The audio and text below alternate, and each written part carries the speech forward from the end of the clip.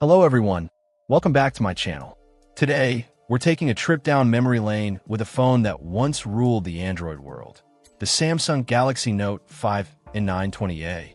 This particular model is a 32GB version, originally locked to AT&T, but now GSM unlocked, meaning it can potentially work on other networks. Let's see if this classic still holds up in the modern age.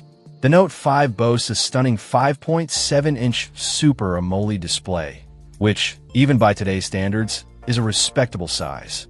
Remember when this was considered massive?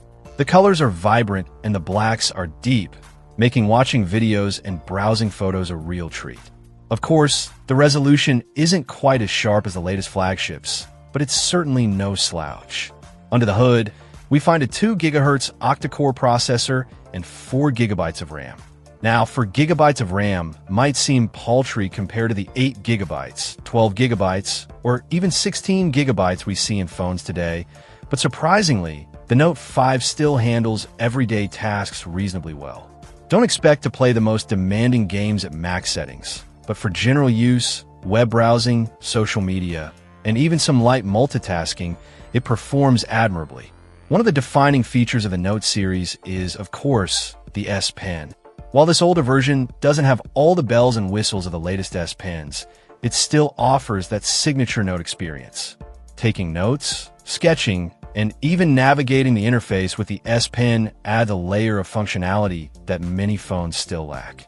The 32 GB of internal storage might be a limiting factor for some users, especially those who shoot a lot of photos and videos. Unfortunately, the Note 5 doesn't offer expandable storage, so you'll have to be mindful of your storage usage. Cloud storage services can be a lifesaver in this situation. The camera on the Note 5 is a 16-megapixel shooter, which was top of the line back in the day. It still takes decent photos, especially in good lighting conditions.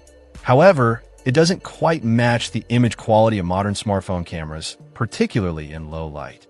One area where the Note 5 shows its age is the battery. The non-removable battery doesn't hold a charge as well as it used to, and you'll likely need to top it up throughout the day, especially with moderate to heavy use.